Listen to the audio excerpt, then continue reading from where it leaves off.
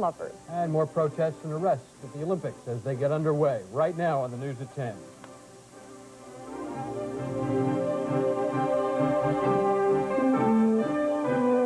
From the Channel 9 newsroom, Reg Wells, Heidi Kemp, and Lisa Willis weather. This is the News at 10.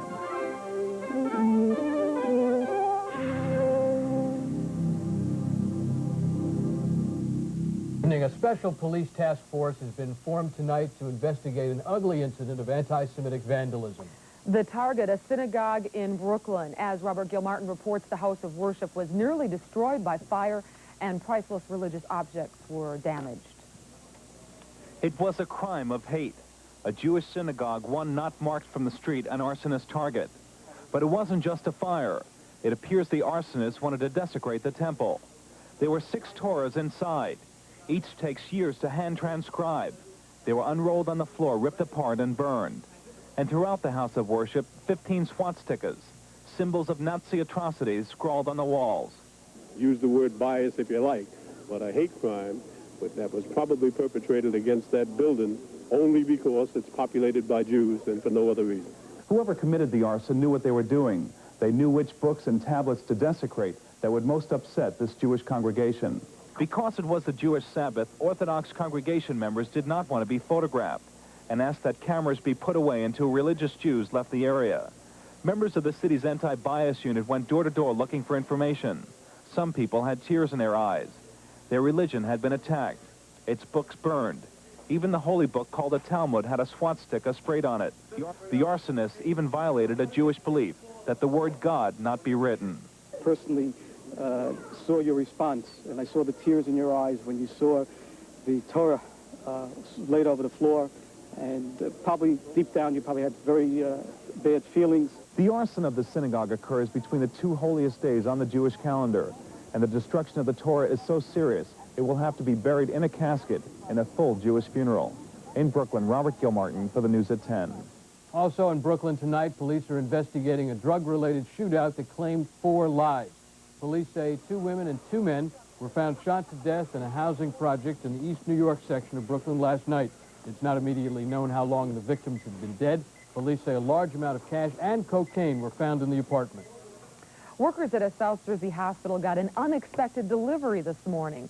It was a baby that arrived, but not in the usual way. The hour-old infant was abandoned on the steps of West Jersey Hospital in Voorhees. Workers found the baby after getting a call from a woman who may have been the mother. The infant was wrapped in a towel and diapered when found. Tonight, authorities are looking for the baby's mother. She could face charges of endangering the health of a child if found. What forecasters have called the worst hurricane ever is now just a tropical depression. But Hurricane Gilbert has left death and destruction in its path. Tonight, Gilbert is blamed for the deaths of some 200 evacuees from Monterrey, Mexico. They were on 4 buses that were overturned by floodwaters as Gilbert's torrential rain sent a river spilling over its banks. At least 6 police officers were also swept to their deaths trying to rescue those passengers. Tonight, rescuers say they were only able to save 13 of them. Patrick Greenlaw has more. Tornadoes roared through the pre-dawn Texas skies. Homes and stores were damaged as the twisters tore through the San Antonio area. Cars were tossed around, and an apartment complex was heavily damaged. It just came so fast. I saw a big glass come at me, and then I just laid there. My whole apartment's totaled. My car, I think, is totaled. And as long as they're okay, I don't care what stuff is gone. Dangerously high winds and tornadoes followed Hurricane Gilbert as it roared ashore Friday evening. The tropical storm is churning its way northwestward, hitting the city of Monterrey, Mexico hard. The problems were the same on the other side of the border. Tornadoes and dangerously high winds added to the nightmare. Twisters tore through the entire border area, and a tornado watch remains in effect. In nearby Harlingen, roofs flew away as if pieces of paper. The windows in one parking lot full of cars were shattered by the roaring winds. Rescue and cleanup efforts continue to be hampered by Gilbert's driving rain. The winds died down as dawn broke, and many residents along the Gulf Coast fringe areas started returning home from evacuation shelters. Fishing boats are heading back into the Gulf. Gilbert, though, remains a storm not soon to be forgotten. Patrick Greenlaw, CNN, reporting. Protesters took to the streets in South Korea overnight in an anti-Olympic demonstration.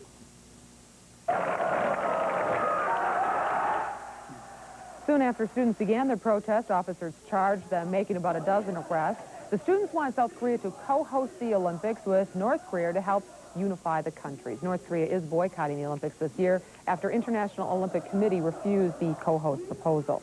Pope John Paul II is in Mozambique tonight, a nation torn by 13 years of civil war. But his reception at an outdoor mass did not reflect those hostilities.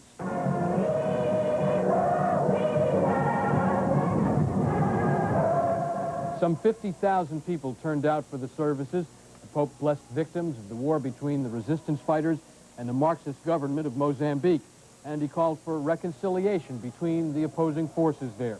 The Pope is on the last leg of a 5-nation tour of southern Africa. And we have this late word tonight out of Haiti. Gunfire apparently erupting in front of the presidential palace tonight. Witnesses say the shooting has sent dozens of people fleeing for safety, but so far there are no reports of injuries. It's believed the shooting involves factions of Haiti's army, which took power in a military coup last June. And we have much more ahead tonight. We'll have the latest on the shooting of a New York City police officer. New verbal shots are also fired today in the presidential race. And good news for wine lovers. We'll uncork the story behind a booming year for New Jersey grapes. A seedy story, but stay with us.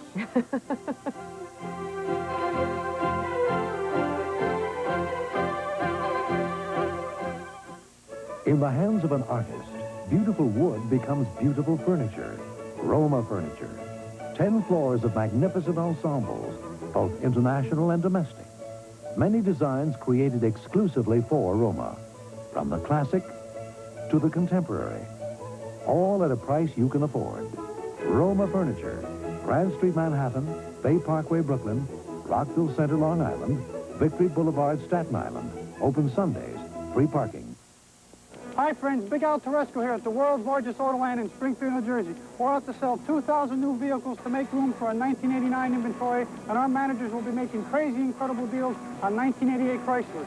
For example, this beautiful 1988 Chrysler New Yorker Landau for just $259 a month, or this beautiful 1988 Chrysler Baron for just $118 a month. That's right, $118 a month. So what do? Pick up the phone, dial 1-800-AUTOLAND, or better yet, come on down and let's make a deal today. New York City cops continue their search tonight for the men involved in a robbery and the shooting of a police officer. 25-year-old officer Donald Jung is listed in serious but stable condition tonight. Jung was chasing one of several men suspected of robbing an auto parts store when shots rang out. A bullet hit Jung, but officers returning fire also wounded one suspect. And officials at Rikers Island have arrested an inmate on charges of stabbing another prisoner to death this afternoon. Officials say the two men were arguing when one pulled out of a handmade knife and stabbed the other in the chest. Well, accordingly, we had a big drought in New Jersey, but you'll remember the summer drought. It was clearly a disaster for farmers across the country. Brenda Flanagan has that story.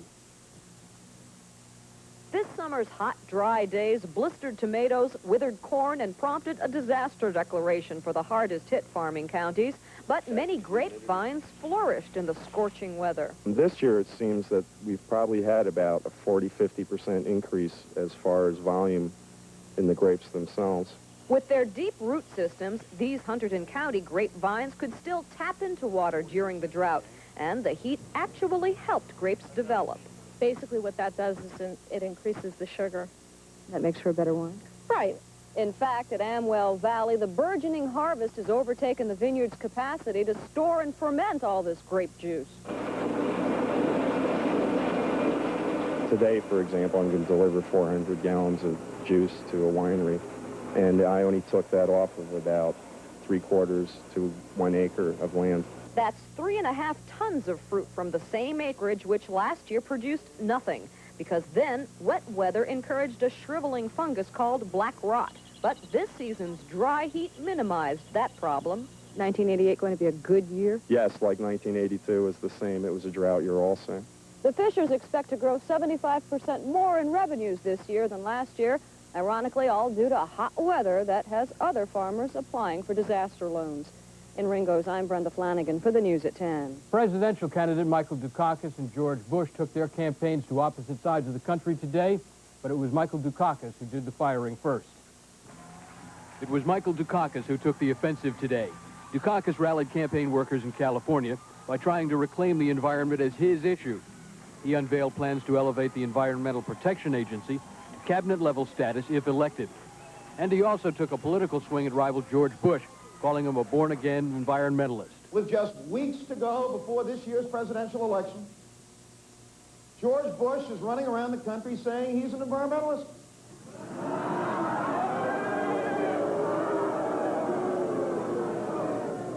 The next thing you know, we'll be hearing that James Watt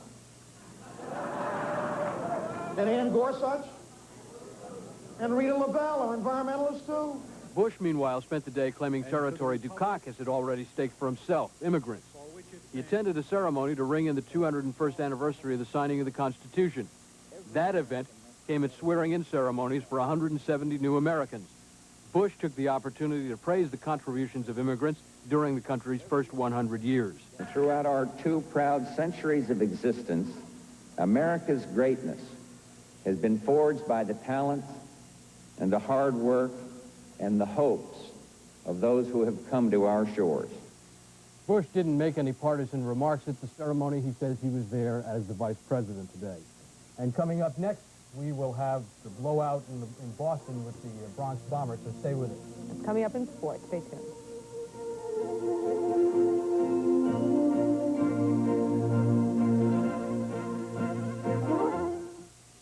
Here you are, John. Thanks, Doc. This piece of paper is a prescription for new glasses. The first step in iLab's Glasses Fast, Glasses Right promise. Now comes the really fast part. The lab's right here with specially trained technicians and all the latest equipment. iLab can make glasses accurately in an hour. You can watch if you want. The new me. That fast. iLab. Glasses fast, glasses right. And now, 1-hour service.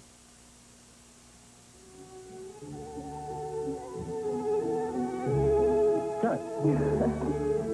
Lulu? Have you seen Lulu? You know her? She's just left. I'm telling you, she's gone. Lulu? C'est moi? Lulu, the new perfume from Cacharel. Available at Lord & Taylor. People have a nicer smile, a brighter day, walking short a mile. People have a better time around a better Raisin Bran. Raisin Nut Bran tastes better. Tastes better than Kellogg's, better than most. It's got juicy nut-covered raisins and big, crisp flakes. People have a better time around a Raisin Nut Bran. The best-tasting Raisin Bran. Well, sports fans, what a difference a couple of days can make. The Yankees looked a lot better 2 nights ago than they do tonight. Well, the Red Sox made it 2 in a row against the Bombers today, and their lead over the Yankees goes up to 5.5 games. Charles Hudson and Bruce. The Zeros tell a strange story for Fenway Park, a pitcher's duel between the Yankees and the Red Sox. With the score tied at 1 in the 8th inning, Dwight Evans sends starter Charles Hudson's pitch over the green monster and left to give Boston a 2-1 lead. Later in the inning, old Yankee killer Larry Parrish doubles to center off reliever Dale Mahorsic. Todd Benzinger scores to give the Red Sox a 3-1 lead. Bruce Hurst goes all the way, allowing only 3 hits, striking out Jack Clark in the 9th to get his 18th win and put the Red Sox 5.5 games in front of the Yankees. Meanwhile, at Shea, Lenny Dykstra gets things started against the Expos in the first by depositing Bryn Smith's pitch over the right field wall. In the 8th, Mets up 3-2, and Kevin McReynolds puts the game away with a 3-run shot to left to give the Mets a 6-2 win. And the Mets' magic number is now down to 5. And in local football action, Harvard beat Columbia 41-7. Shouldn't be much of a surprise. That's 42 losses in a row for Columbia, for those keeping track. And Rutgers lost a come-from-behind heartbreaker to Vanderbilt, 31-30 at the Meadowlands. The loss put a damper on a school passing record by number 7, Rutgers quarterback Scott Ernie. He completed 35 of 55 passes for 436 yards, but he says he wasn't aware of the record. No, I wasn't. No. Set a record. Most yards in a game. That's all right. Big deal. Big deal. Yeah. You know, like I said before, I trade any stats for a win today. Well, meanwhile, top-ranked Miami scored 2 fourth-quarter touchdowns to get within 2 points of Michigan, then successfully pulled off the onside kick with 3 minutes left. The Hurricanes go on to kick a field goal and beat Michigan 31-30, another close one. Meanwhile, in East Lansing, linebacker Mike Stonebreaker picks off his second pass of the day and returns it all the way. 8th-ranked Notre Dame beats traditional rival Michigan State 20-3. Finally, Hawthorne High School of New Jersey lost its season opener today. Bud Michigan has that story. Saturday afternoons in September mean high school football in small North Jersey towns like Hawthorne. There was plenty of excitement this week as the school got ready for another season. But there was also an element of sadness and concern. Tom Phillips is a sophomore linebacker on the Hawthorne High School football team. A couple of weeks ago at a scrimmage at Newton High School, he shed one blocker but was off balance going for the tackle. He met the runner, he went down, and he didn't get back up. He said he had no feeling in his legs, and he had some movement in his arms and in his neck.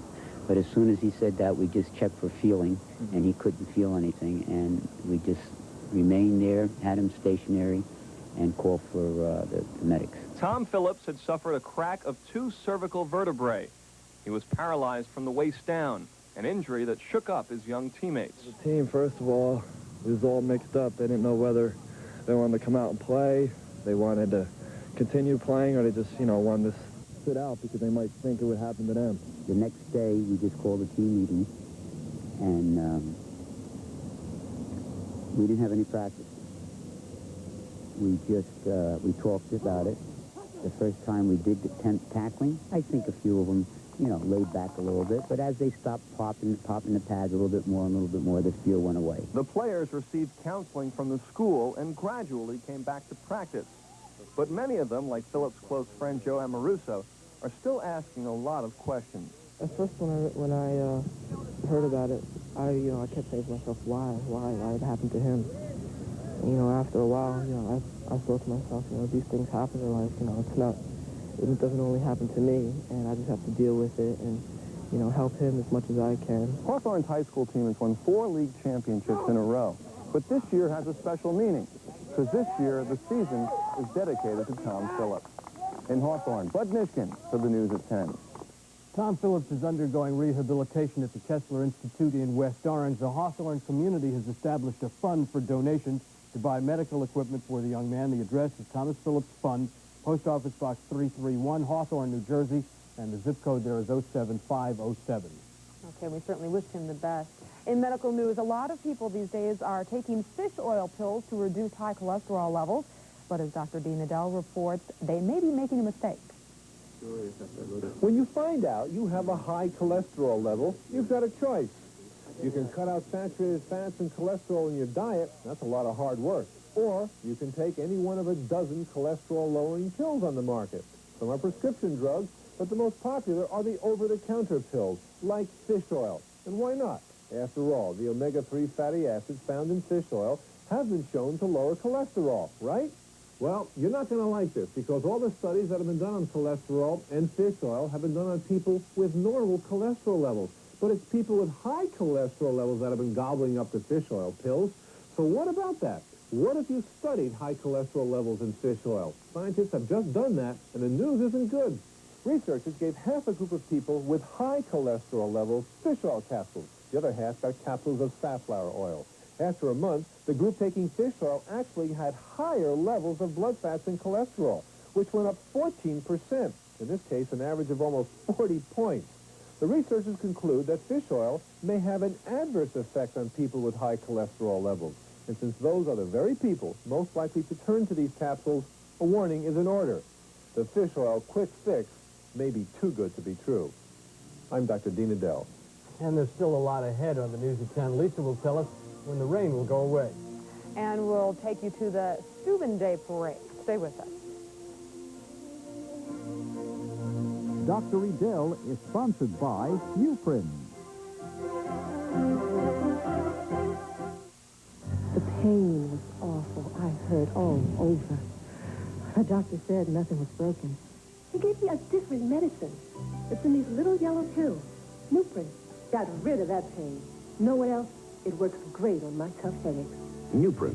It's not aspirin, not Tylenol. It's ibuprofen. 2 Nuprin stop headaches better than extra-strength Tylenol. And Nuprin's gentler on my stomach than aspirin. Nuprin. Little, yellow, different. better. It even works on my worst pain. To prove that your ad in the New Jersey Bell Yellow Pages attracts customers, I opened Martin's Out-of-the-Way Ice Cream Parlor. What a location! Great hours. The business was chilly until I put an ad in the New Jersey Bell Yellow Pages, where people look 8 million times a week. Now I'm scooping up big bucks. Bring your own cone? My idea. Ooh, nice cone. More proof. The New Jersey Bell Yellow Pages is the one that works. New Jersey Bell, a Bell Atlantic company.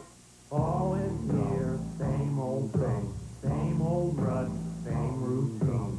Gotta break out of this same old act. With the power of cable, HBO, and Cinemax, to break that mold, to change that routine. With the power of cable to your screen.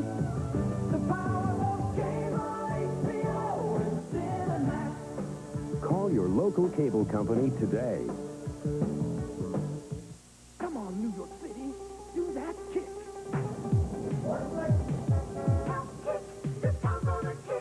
The goodness of milk makes the apple tick. New York pours it on real salt, getting protein and vitamins and loving it all. Up and down the avenue, they're doing that kick. New York's favorite taxi, health kick, milk. Today's weather wound up wet, but it didn't rain on today's annual Student Day parade on Fifth Avenue.